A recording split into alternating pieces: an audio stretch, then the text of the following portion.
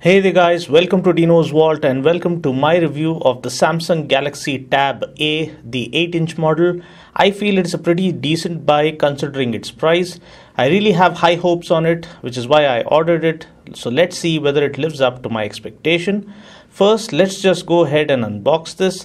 Inside the box, first we have the tablet itself that comes nicely wrapped in some soft material. We then have the charging cable. We have the charging brick as you can see here, and finally we have the quick start guide and the warranty card. Quickly giving you a physical overview of the tablet. Up front we have the front facing camera and the earpiece. Down below we get the 3.5mm jack, the single speaker and the micro USB charging port. On the left side of the device we get the SIM card slot, the micro SD card slot, the sleep and wake power button and the volume rockers. At the back we get the primary 5-megapixel camera, and I like the way the back panel is finished. It doesn't feel slippery and offers a good feel when held in the hand. I also like the chrome lining on the edges that does add in the premium feel. The micro SD card slot supports cards up to 128 GB, which is superb. We get a micro SIM slot here, so that is something you need to note. The screen size is 8 inches and we get an XGA LCD screen, and the screen resolution is 1024 by 768 with a pixel density of 160 ppi. Powering on the tablet, the startup animation looks decent enough. I'm done with the initial setup now, and this is how the home screen looks. Long pressing on the screen takes us to the wallpapers and the widgets section. We can set separate wallpapers for the home screen and the lock screen, or the same wallpaper for both. We also get various widgets to choose from that you can drag and place on the home screen. We can also tap the home icon on each page to make it the home screen as per your preference. We can add or remove pages as per our personal preferences too. Pulling down the drop-down menu, we get the shortcut toggle settings that can be further edited. By hitting the edit button and dragging and dropping your preferred setting, you can choose which setting you would like to show up in the quick settings toggle menu. We can manually adjust the brightness as you can see here, and thankfully we also do get automatic brightness.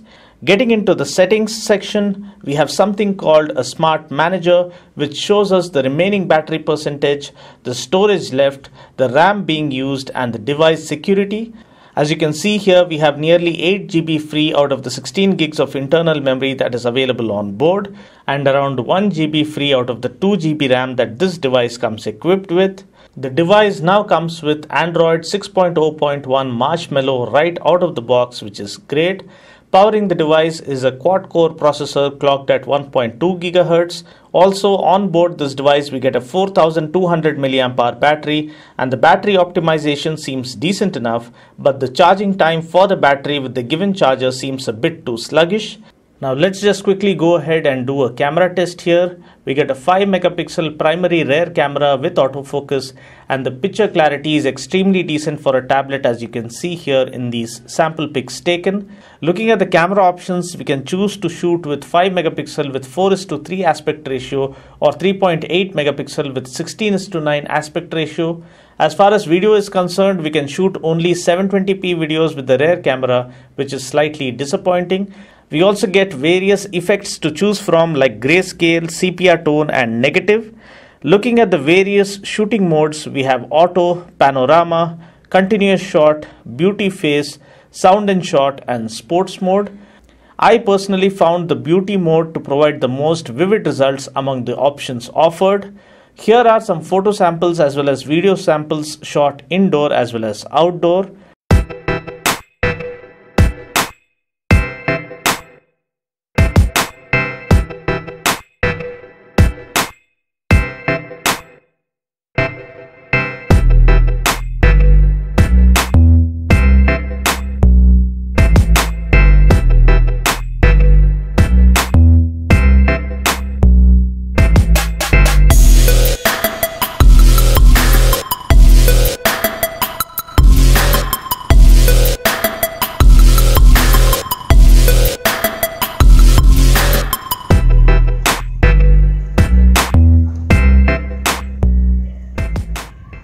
The 2-megapixel front-facing camera also does a pretty decent job as you can see here. Next, let's just go ahead with the OTG test. Here you see me connecting a 16 GB OTG pen drive to this tablet, and here you can see that the OTG pen drive is detected immediately and the folder opens up automatically, displaying all the contents in it. So let's just quickly play a video of mine and also do a sound check simultaneously here.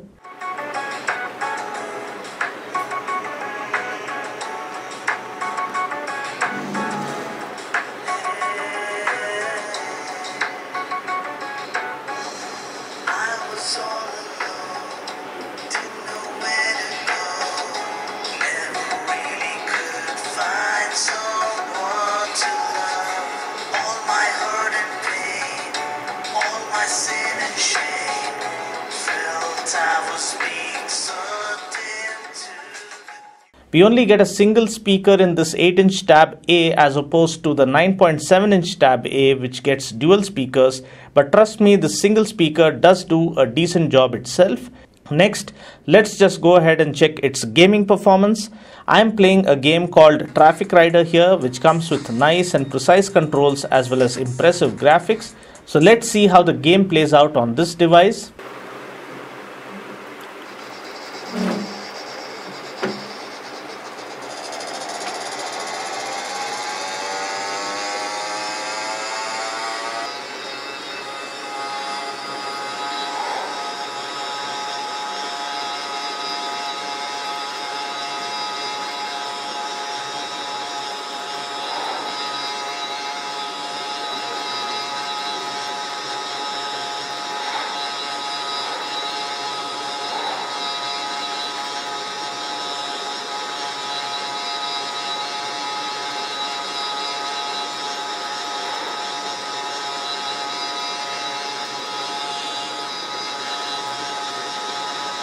As you can see, the game played pretty well with the controls working fine and the graphics being rendered well. Next, we'll look at some unique and useful features of this tablet.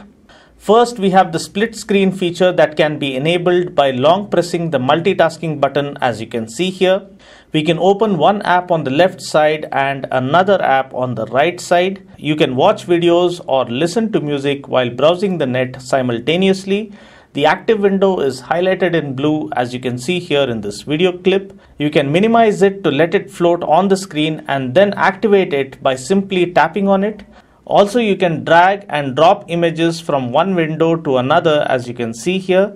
We then have the ultra power saving mode, which allows you to use the remaining battery life optimally in case of emergencies by running only the vital and necessary apps.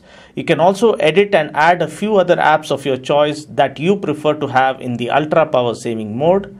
To exit this power saving mode, you can simply click on the more button, as you can see on the screen here, and press the disable ultra power saving mode button. The music app also comes well equipped here. We do get the Sound Alive feature with a bass treble controller. We do get adaptive sound technology on board, which is great. We also get a 7-band graphic equalizer with various preset modes like pop, rock, jazz, etc. We also get further sound enhancing options like 3D, bass, clarity, concert hall, etc. Looking at the browsing experience, here you see me opening up my YouTube channel. So let's just quickly play a video here and see how the streaming works.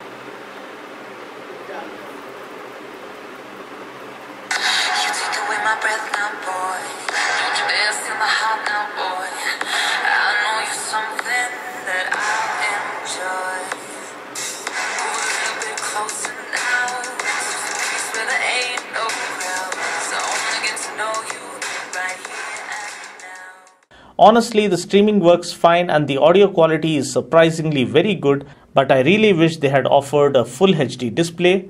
We then have some smart gesture features like swiping across the screen to take a screenshot, as you can see here. We can also mute the incoming calls and alarms by simply placing our palm on the screen. We can minimize any window by simply swiping down from left to right, as you can see here. We can move around the app and place it wherever we want it. We can maximize it or minimize it to become a floating icon on the screen. We can open up to 5 apps at a time, and to close them, we can simply long press them and drop them in the bin up here, or we can close them directly from the pop-up menu like so. We also have a dedicated reading mode that optimizes the screen resolution to the ideal setting conducive for reading e-papers or e-books. As you can see, the readers would absolutely love this feature, giving them the actual feel of reading a real book. The reading mode can be enjoyed in portrait mode or landscape mode as per your personal preference.